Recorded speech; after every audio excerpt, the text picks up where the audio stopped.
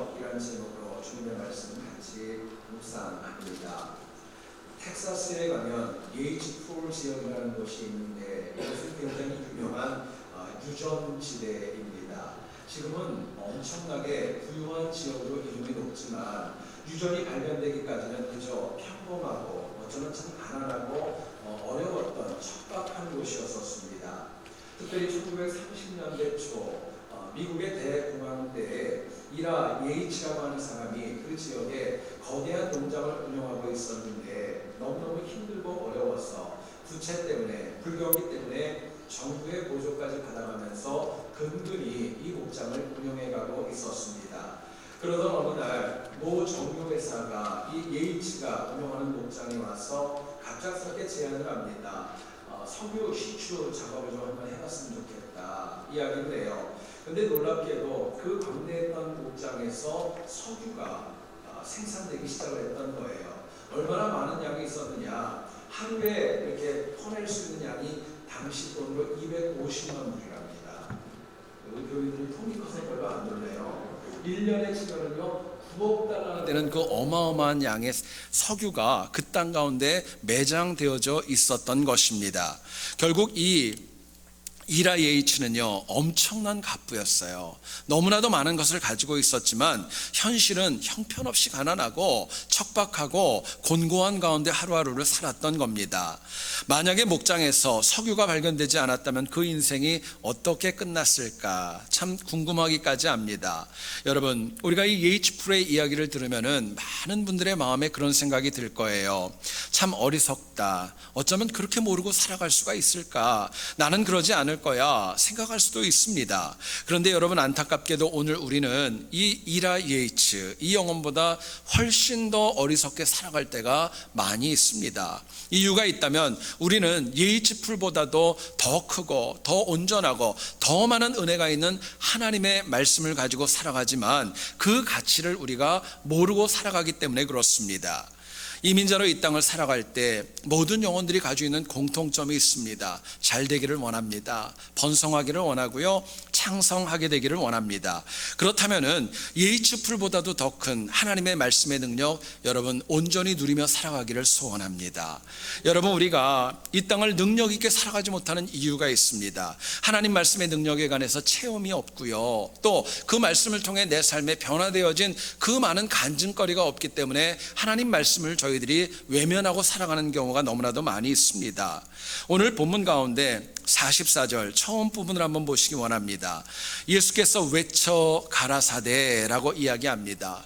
저희들이 복음서를 보면 그냥 예수님께서 가라사대, 가로대 이렇게 얘기가 나오지 외쳐 가로대라는 말은 거의 나오지 않습니다. 헬라어 원어를 보면 외치다, 이 동사인 크라조라고 하는 동사는 세 가지의 뜻이 있다고 합니다. 쉰 목소리로 말씀을 얘기할 때, 크게 소리 지르고 부르짖을 때 이 크라조라는 단어를 씁니다. 여러분, 오늘 본문의 배경을 보면 예수님의 인생은 얼마 남지 않았어요. 이제는 곧 십자가를 지시고 또 어려운 고난을 앞에 두고 있었습니다. 그런데 그 상황에서 주님은 하나님의 말씀이 얼마나 소중하고 그 말씀을 꼭 듣고 그 능력을 누려야 하기 때문에 목이 쉬도록 정말 부르짖으면서 큰 소리로 하나님의 말씀을 증거하셨던 겁니다. 여러분, 그렇기 때문에 오늘 본문을 보세요. 하나님 말씀에 관한 그 표현이 얼마나 다양하게 많은 단어로 표현되어져 있는지 모릅니다. 내 말, 내가 한 그 말, 내가 말할 것, 그의 명령, 아버지께서 말씀하신 것, 다양한 용어로 하나님의 말씀을 강조합니다. 당시 어둠에 살아가던 유대인들, 그들이 빛으로 살아가기 위해서 꼭 필요한 것이 있었는데 하나님 말씀의 능력이 절실히 필요했다는 것입니다. 여러분, 이것은 그들의 얘기만이 아닙니다. 여기에 있는 오늘 우리의 이야기이기도 합니다. 오늘 본문을 통하여서 우리가 패역한 세상에서 승리하기 위해 꼭 알아야 될 하나님 말씀의 능력이 무엇인가, 본문이 주는 메시지를 같이 한번 나누어 보기를 원합니다. 첫 번째로 생각할 것은요, 하나님의 말씀에는 심판의 능력이 있습니다. 하나님 말씀에는 심판의 능력이 있다는 거예요. 47절 여러분 한번 보시기 원합니다. 사람이 내 말을 듣고 지키지 아니할지라도 내가 그를 심판하지 아니하노라. 내가 온 것은 세상을 심판하려 함이 아니요 세상을 구원하려 함이로라. 주님 말씀하십니다. 당시 어둠에 쌓였던 유대인들, 예수님의 말씀을 분명히 귀로는 들었습니다. 그런데 그들은 받아들이지 않았어요. 거부했습니다. 성경을 보니까 저버렸다라는 표현까지도 사용할 정도였어요. 오늘 본문은 분명히 이야기합니다. 예수님이 이 땅에 오신 처음의 목적이 있어요. 초림의 목적은 심판을 위해 오신 것이 아니라 구원을 위해 오셨다고 말씀합니다. 근데 여기서 끝나면 좋은데 48절을 보세요. 그 내용을 저희들이 해석하면요, 주님께서는 이렇게 말씀하십니다. 살아계신 하나님의 말씀이 우리를 심판한다 이야기를 해요. 여러분, 여기서 심판하다, 헬라어 원어인 크리느라고 하는 이 동사의 뜻이 굉장히 중요합니다. 뭔가를 나누다라는 뜻이에요. 이것저것 가운데 선택하다라는 뜻입니다. 여러 개가 있는데 고르다라는 뜻을 가지고 있습니다. 여러분, 이 크리느라는 단어의 특징이 있어요. 모든 것들을 함께 할 수 없다는 거예요. 다 받아들일 수 없다는 것을 이야기합니다. 하나님 말씀 안에는요, 양쪽 모든 것들을 다 받아들이는 것이 아니라 취할 것은 취하고 고를 것은 고르고 아닌 것은 버린다는 그 의미가 있다고 저희들에게 말씀합니다. 심판의 능력이 있다는 거예요. 내가 하나님 나라에 훗날 섰을 때 우리들의 인생은요, 죽음과 생명으로 갈릴 것입니다. 천국과 지옥으로 분명하게 갈릴 것이라고 저희들에게 분명히 말씀하는 거예요. 문제는 성경이 이렇게 강하게, 또 주의 종을 통하여 강하게, 성령 하나님도 강하게 심판이 있다고 저희들에게 말씀하시지만 우리는 그 심판에 관해서 무관심하고 구태의연하고 남의 이야기로 받아들일 때가 얼마나 많이 있는지 모릅니다. 여러분, 잊지 마세요. 심판은 있는 겁니다. 하나님 말씀하셨기 때문에 있는 거예요. 지난주에 어떤 책을 보니까 재미있는 이야기가 있어서 소개합니다. 어떤 바람둥이 남성이 있었답니다. 이 남성이 하나님 앞에 기도하면서 이렇게 약속을 했대요. 아름다운 여성과 결혼을 하게 되면 더 이상 외도하지 않겠습니다. 약속을 했어요. 그리고 기도한 대로 하나님께서 정말 아름답고 원하는 여성과 가정을 이루게 했습니다. 그런데 그 버릇이 어디 가지 못하고 자기도 모르게 또 외도를 시작을 했습니다. 처음에는 자기가 그 범죄를 저질렀을 때 하나님께서 심판하실까 너무너무 두려웠고 전전긍긍했는데 시간이 지나도 아무런 심판이 다가오지 않더랍니다. 그래서 외도하는 게 점점 더 반복되어지고 이제는 상습적으로 그렇게 되어졌던 거예요. 어느 날 또 다른 여성과 함께 이 바람둥이가 배를 타고 어디 이렇게 유람을 가게 되었어요. 근데 배를 타고 가는데 갑자기 큰 풍랑이 일고 광풍이 일어나더랍니다. 순간적으로 너무너무 무서웠어요. 그러면서 마음속에 그런 생각이 들었습니다. 이거 혹시 하나님의 심판이 아닐까? 근데 마음속에 그런 생각이 들었어요. 그래도 아무리 하나님이 심판을 하시려도 이렇게 몇백 명이 있는데 나 하나 때문에 이 사람들 다 죽일까? 이런 마음이 들어서 약간의 안정이 있었습니다. 근데 하나님이 그 마음에 감동을 주시면서 주시는 메시지가 있었어요. 하나님이 그렇게 얘기하셨답니다. 내가 너 같은 놈 모으느라고 수년을 기다렸다. 내가 너 같은 사람 기다리느라고 이 배 모으느라고 몇 년을 기다렸다 이야기를 하시더래요. 여러분, 그 배가 심판을 받았을까요? 안 받았을까요? 여러분, 생각해 보세요. 내가 알건 내가 모르건 인정하건 부인하건요, 성경이 심판이 있다고 하면 있는 것입니다. 있는 거예요. 그러므로 심판이 없다, 심판은 다가오지 않는다, 여러분, 이 이야기는 하나님의 메시지가 아니라 악한 마귀의 메시지입니다. 자, 그렇다면 우리가 하나님의 말씀에 심판의 능력이 있기 때문에 우리가 어떻게 이 땅을 살아가야 될까? 본문은 저희들에게 얘기합니다. 내게 주시는 하나님의 말씀을 거부하지 말고 있는 그대로 받고 살아가자는 거예요. 하나님이 나에게 메시지를 주실 때 고르지 말고 있는 그대로 다 받자는 것입니다. 오늘 본문에 보면 어두움에 빠진 유대인들은요, 빛으로 오신 주님을 믿지 않았습니다. 거부했습니다. 외면했다고 이야기를 해요. 심지어 48절을 보세요. 나를 저버리고 내 말을 받지 아니하였다, 주님이 말씀하십니다. 저버렸다는 이 말, 헬라어 원어를 보면은요, 뭔가의 계약을 파기하다는 뜻입니다. 더 이상 계약하지 않겠다는 거예요. 또 무시하고 폐기 처분하다, 이런 뜻이 이 아데테오라는 동사에 있습니다. 당시 어둠에 빠졌던 유대인들의 문제가 있습니다. 하나님의 말씀을 파기해버렸어요. 무시해버렸습니다. 그리고 자신들에게 주시는 은혜와 능력을 폐기 처분했다고까지 성경은 이야기하는 것입니다. 반면에 역으로 얘기를 합니다. 50절을 보세요. 내게 말씀하신 그대로라고 이야기합니다. 여러분, 우리가 심판을 이기고 또 심판을 피하려면은요, 하나님이 주시는 메시지를 갖다가 고르는 거 아닙니다. 주시는 그대로 받는 것입니다. 외면하지 않고 다 그대로 받는 거예요. 오늘 우리의 문제가 있다면 말씀을 있는 그대로 다 받지 않습니다. 고릅니다. 선택합니다. 그리고 내가 말씀을 거부할 때도 적지 않아요. 제대로 들으려고 하지 않고 사모함도 없기 때문에 아무리 말씀을 들어도 내 마음에 깨달음도 없고 변화도 없는 것입니다. 이민자로 바쁘고 분주하다고 자기 의로움에 빠져서 생명의 말씀과 너무나도 멀어지고 있는 것이 사실 오늘 우리의 현실이 아닌가 되돌아보게 됩니다. 그러면서 더 큰 특징이 있어요. 나는 잘 믿는다고 생각합니다. 나는 하나님을 사랑한다고 얘기를 해요. 내가 이만큼 믿는 거 그래도 누구에게라도 얘기할 수 있다. 자기 착각에 빠져갈 때가 적지 않은 것입니다. 여러분, 말씀은요, 있는 그대로 들으시고 실천해야 내게 믿음으로 다가오는 것입니다.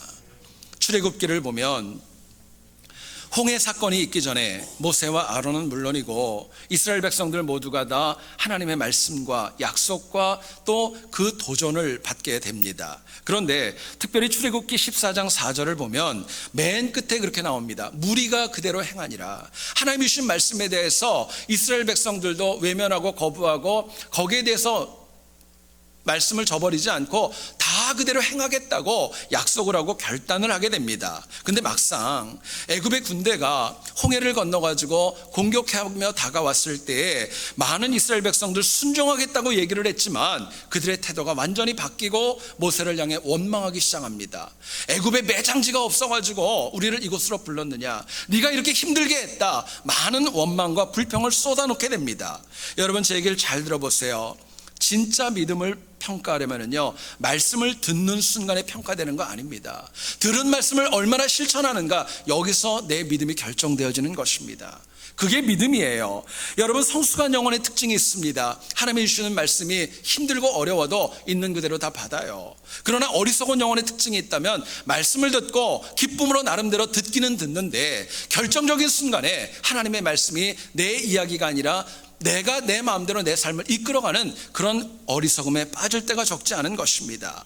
여러분, 우리가 하나님의 말씀의 능력, 정말 심판의 능력이 있고 우리를 살리는 능력을 체험하기를 원한다면요, 들은 그대로 받기를 소원합니다. 그리고 그대로 살아가는 거예요. 실제로 아무리 말씀을 많이 들어도, 내가 오래 믿어도, 내게 직분이 있어도 주신 말씀 그대로 내가 살아가지 않기 때문에 하나님 주시는 말씀의 능력으로부터 나는 제외되고 마는 것입니다. 여러분, 말씀 앞에서 아무리 입술로, 소리로, 아멘으로 저희들이 화답을 하고 생각으로 맞다고 동의하고 인정해도 그 말씀을 그대로 받지 않으면요, 나하고 아무 상관없는 것입니다. 여러분, 나도 지키지 못하는 말씀 가지고 누군가 자꾸 정죄하고 책망하지 마셔야 됩니다. 신실한 것은 하나님의 말씀을 듣고 누군가를 말씀으로 정죄하고 책망하는 것이 아니라 내가 먼저 그 말씀대로 따라가고 어려워도 그 말씀 받은 대로 살아가는 가운데 능력을 누리는 것, 그게 신앙생활입니다. 여러분, 과거에 독일이 통일이 되기 전에 실제로 있었던 일이랍니다. 공산주의 치하에 있던 동독의 어떤 초등학교에서 공산주의 사상에 굉장히 강했던 선생님께서 아이들에게 그런 이야기를 했습니다. 하나님은 없다. 이 이야기를 아이들한테 따라하라고 크게 소리를 외쳤던 거예요. 근데 그 가운데 어려서부터 믿음 가운데 자랐던 한 아이가 아닙니다, 하나님은 살아계십니다, 이야기를 했어요. 선생님이 무안하기도 하고 또 아이를 책망하는 그런 어투로 얘기를 합니다. 내가 오늘 너한테 특별히 숙제를 내는데 하나님은 없다, 이 말을 노트에 50번 적어 오라고. 그리고 숙제를 냈던 거예요. 아이가 집에 갔습니다. 어머니에게 얘기를 하고 아버지하고 기도하면서 숙제를 거꾸로 외웠습니다. 하나님은 살아계십니다. 하나님은 살아계십니다, 이 말을 50번을 적어가지고 학교를 왔던 거예요. 여러분, 그 선생님이 얼마나 마음이 정말 무안하고 또 화가 났겠어요. 아이를 크게 책망하면서 이 얘기를 합니다. 좋다, 나는 너를 경찰에 신고할 테니까 네가 믿는 하나님이 너한테 어떻게 하는지 내가 한번 볼 거야 하면서 흥분하고 화가 나가지고 문을 열고 뛰쳐나가기 시작합니다. 그리고 교정에서 본인이 타고 다녔던 자전거를 타고 가다가 갑자기 쓰러지게 되었어요. 알고 보니까 순간적으로 왔던 심장마비로 그 자리에서 삶을 다했다는 거예요. 아이들이 그 모습을 보고 너무 놀랬고, 또 선생님이 너무나도 분노했던 모습에 놀랬던 아이들이 교정으로 나오게 되었고, 선생님 앞에서 얘기를 합니다. 하나님은 절대적으로 살아계십니다. 한 아이가 얘기를 했을 때 모든 영혼들이 그 말을 듣고 동의하며 하나님을 찬양했다는 이야기입니다. 여러분, 오늘 이 시대에도, 내 삶의 주변에도, 지금 이 시간에도 하나님은 살아계십니다. 하나님이 살아계시다면 심판도 있는 것입니다. 여러분, 그렇기 때문에 이거 잊지 마셔야 돼요. 하나님이 그 말씀의 능력 우리에게 주시는 이유가 있다면 그냥 동의하라고, 그냥 인정하라고, 내 마음에 감동을 주라고 그것 때문에 주신 거 아닙니다. 말씀이 힘들고 어려워도 삶에서 지키면서 악한 영을 이기고 하나님의 영광을 위해 살아가라는 거, 그거 위에 말씀의 능력을 주신 겁니다. 여러분, 심판을 이기려면 앉아서 말씀을 듣는 것도 중요하지만 힘들어도 내 삶의 현장에서 말씀대로 살아가는 결단이 필요한 것입니다. 내 가정에서, 내가 속한 교회에서, 인간관계에서, 내 직장에서 하나님 말씀이 힘들고 어려워도 그대로 살아가는 결단이 있을 때 말씀의 능력이 내 삶에 쌓여가는 것입니다. 여러분, 힘들고 쉬운 건 아닙니다. 그러나 말씀을 그대로 받아 하나님의 살아계심을 체험할 수 있는 이 은혜, 능력을 체험하는 권능 여러분에게 있기를 원합니다. 그래서 한 주는 물론이고 평생 동안 말씀의 능력 붙잡고 심판을 이기는 승리가 있기를 주의 이름으로 축원드립니다. 두 번째로 생각할 것은요, 하나님의 말씀에는 영생의 능력이 있습니다. 말씀에는 영생의 능력이 있다고 이야기를 해요. 50절을 보시죠. 예수님 말씀하십니다. 나는 그의 명령이 영생인 줄 아노라 이야기합니다. 예수님은 어두움에 붙잡혀 사는 유대인들에게 분명하게 얘기를 합니다. 말씀이 곧 영생이라고. 하나님 말씀 안에 영생이 있다고 정말 크라소 소리 질러가면서 목이 쉬도록 그 말씀을 증거하셨습니다.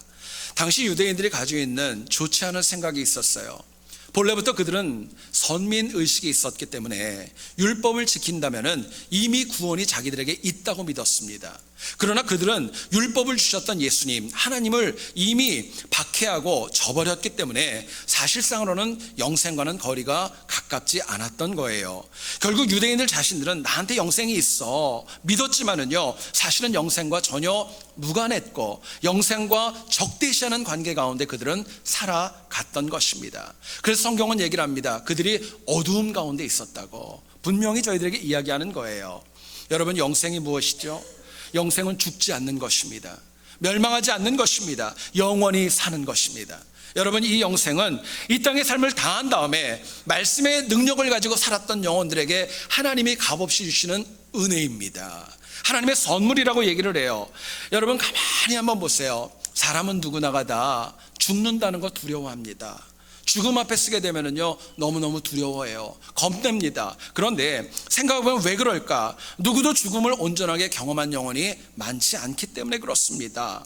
그렇기 때문에 인간은 이 땅은 물론이고 또 더 나아가서는 죽은 이후에도 영원히 살기를 바라는 그 마음이 누구에게나 있는 것입니다. 여러분, 그렇기 때문에 성경은 분명히 얘기를 합니다. 인간이 생명을 사랑하기에, 영원한 생명을 사랑하기에, 영생을 사랑하기에 주님은 분명히 얘기하세요. 말씀을 통해서만 영생이 있다, 분명히 얘기를 하십니다. 그럼에도 불구하고 당시 유대인들은 물론이고 오늘 우리에게까지도 말씀을 통한 영생, 이거 외면당하고 있고 있는 그대로 받아들이지 못할 때가 적지 않은 것입니다. 여러분, 말씀의 능력은요, 내가 말씀을 분석해서 받는 거 아닙니다.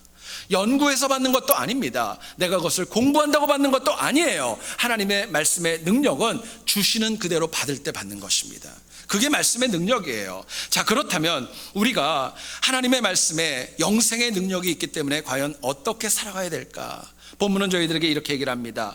영생의 능력이 있는 그 말씀 소중히 여기며 살아가셔야 돼요. 하나님 말씀을 소중히 여기는 영혼에게 영생의 능력은 더 가깝고 힘있게 다가오기 때문에 그렇습니다. 본문을 보세요. 유대인들은 자기 자신들이 말씀을 가지고 있다고 생각을 했어요. 영생도 있다고 생각을 했어요. 그런데 현실은 그렇지 않았습니다. 본문 44절을 보세요. 유대인은 주께서 외치며 주시는 그 말씀, 그거 중요하게 여기지 않았어요. 경홀히 여겼습니다. 또 본문 47절을 보시면은요, 주님의 말씀을 저버렸다고 얘기를 해요. 그냥 무시해버리고 폐기 처분해버리고 이 태도가 적지 않았던 거예요. 49절을 보세요. 이 말씀이 하나님이 친히 주셨다고 말씀하셔도 그거 안 믿었던 것입니다. 당시 유대인들이 이처럼 깊은 어두움에 빠진 이유가 있었습니다. 하나님의 말씀을 소중히 여기지 않았기 때문이었어요. 비록 예수님의 말씀이 율법과 달라도 하나님의 말씀이라면 한 번 더 고려해야 됐습니다. 정말 저분이 전하는 말씀이 율법과 뭐가 다를까? 뭐가 유사할까? 어떤 면이 같이 통할까? 고민하고 생각해야 마땅했던 것입니다. 그런데 유대인들은요, 주님께 소리치며 목이 쉬도록 말씀을 전했음에도 불구하고 하찮게 여겼어요. 중요하게 여기지 않았어요. 그냥 저버리고 말았던 것입니다. 여러분, 내가 뭔가를 중요하게 여겨야 그것은 중요하게 되는 것입니다. 아무리 중요해도 내가 하찮게 여기면은요, 그건 하찮은 것이 되는 거예요. 어떤 아들이 사랑하는 어머니에게 선물을 했습니다. 근데 이 어머니가 누군가하고 대화하는 것을 참 많이 좋아하셨고 또 음악 듣는 것을 굉장히 좋아하시는 그런 성품이셨어요. 이 아들이 고민하고 또 깊이 심사숙고한 가운데 어머니에게 참 좋은 선물을 드렸습니다. 어떤 선물을 드렸느냐? 2000단어 이상을 말할 줄 알고 오페라 3곡을 외워서 노래를 부를 줄 아는 구관조, 아주 좋은 새를 갖다가 구입해가지고 어머니에게 선물을 했던 것입니다. 그리고 마음에 뿌듯함이 있고 감사함이 있었어요. 가격이 몇만 불이 되는데 그래도 아깝지 않고 어머니한테 선물을 했는데 어느 날 어머니가 이 아들한테 전화가 왔습니다. 그러면서 그렇게 얘기하더랍니다. 존, 네가 보낸 새 너무 맛있었다고. 여러분 이해가 됐어요? 네? 너무너무 네가 보낸 새가 맛있었다고 그러고 표현을 하더랍니다. 여러분 생각해 보세요. 무엇인가 아무리 소중해도 아무리 비싸도 아무리 값이 나가도 그 가치를 모르면은요, 그 사람한테는 소중한 거 아닙니다. 아무 의미 없는 거예요. 반면에 작아 보이고 별것 아닌 것 같아도 그 가치를 아는 사람에게는요, 소중한 것입니다. 능력이 있는 것이고요, 그 삶의 변화가 일어나는 것입니다. 여러분, 하나님의 말씀이 소중한 이유가 있습니다. 살아계신 하나님이 그 말씀을 친히 주셨기 때문이에요. 하나님이 친히 주신 말씀이에요. 그렇기 때문에 우리가 말씀하시는 그대로 들어야 되고 말씀하신 그대로 지켜야 되고 말씀하신 그 말씀 저버리지 말고 살아가야 마땅한 것입니다. 오늘 본문 50절에 얘기를 합니다. 내게 말씀하시는 그대로, 내게 말씀하시는 그대로. 여러분, 이게 하나님 말씀을 정말 소중히 여기는 신앙인의 태도라고 저희들에게 말씀합니다. 여러분, 말씀을 소중히 여기면은요, 읽는 말씀도 소중히 여기는 겁니다. 묵상에서 나에게 주시는 메시지도 너무너무 소중한 거예요. 강대상에 선포되어지는 말씀도 너무너무 생명처럼 소중하고 하나도 버릴 것이 없을 만큼 받아들이는 것입니다. 여러분, 오늘의 문제가 있습니다. 하나님의 말씀의 홍수시대를 살아가면서 말씀을 너무 많이 선택합니다. 고릅니다. 나에게 편한 거 받아들이고 내가 불편하고 부담되는 거 외면할 때가 너무나도 많이 있다는 거예요. 물론 영생의 말씀, 하나님의 말씀이 때로는 힘들 수도 있어요. 부담될 수도 있어요. 근데 때로는 달고 기쁠 수도 있는데 문제는 그 하나님이 나에게 주신 그 말씀을 소중히 여기지 않는 거예요. 남의 이야기로 듣는 것입니다. 그리고 저버리고 마는 것입니다. 설교를 준비하면서 많은 신앙의 위인 가운데 누가 하나님의 말씀을 가장 소중히 여겼을까 묵상을 하게 되었습니다. 제 마음에 가장 먼저 떠올랐던 한 명이 있었습니다. 누구냐면요, 베다니에 사는 나사로의 여동생 마리아입니다. 마리아예요. 여러분, 이 마리아는요, 정말 하나님의 말씀을 들을 때 그 태도가 달랐습니다. 요한복음 11장 32절, 나사로가 죽은 이후에 베다니를 찾은 주님 앞에 그 발 앞에 엎드려서 말씀을 들었습니다. 생각해 보세요. 자기 오빠가 아팠어요.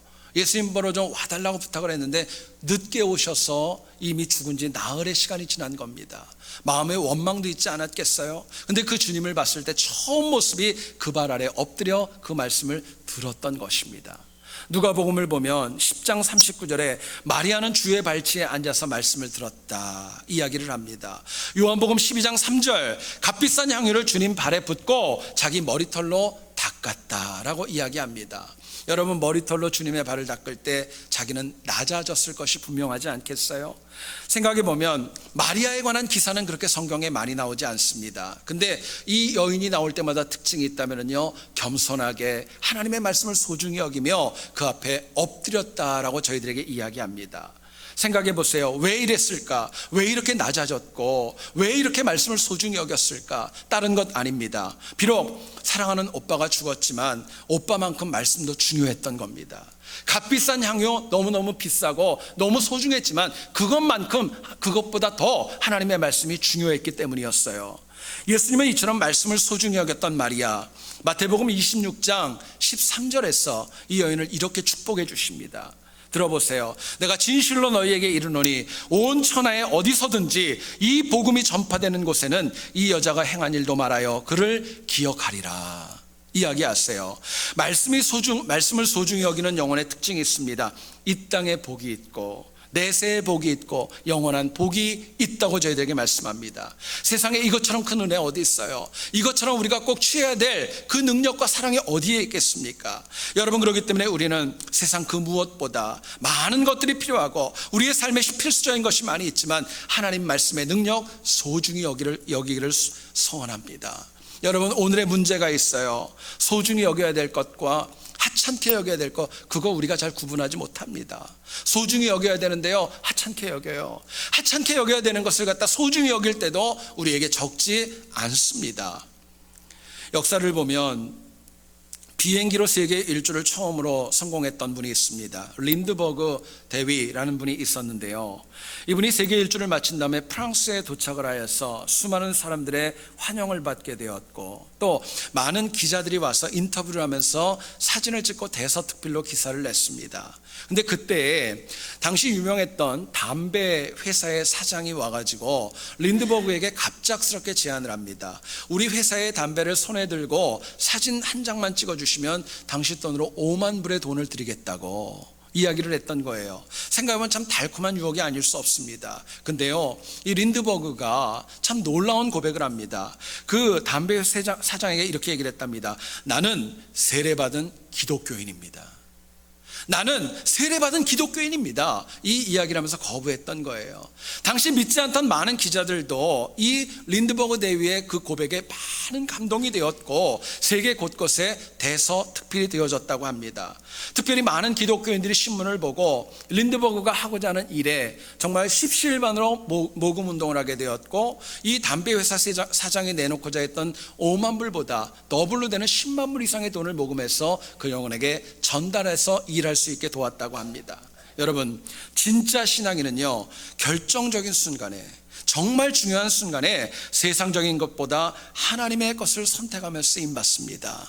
그게 진짜입니다. 진짜 신앙인은요, 정말 소중한 것과 소중하지 않은 것, 하나님 기준으로 구분하며 살아가는 것입니다. 저는 여러분이 세상 그 무엇보다도 하나님과 그 말씀을 소중히 여기기를 축원합니다. 말씀을 소중히 여기는 영혼에게는요, 하나님이 그 인생을 앞서가십니다. 길을 열어주십니다. 책임져 주십니다. 우리 후손들의 미래까지도 하나님이 끝까지 인도하시는 거예요. 여러분, 우리 모두가 다 패역한 세상을 살아가지만 하나님 말씀, 또 하나님을 소중하게 여겨서 말씀의 능력으로 승리하는 우리 모두 될 수 있기를 다시 한번 주의 이름으로 축원드립니다. 기도하겠습니다.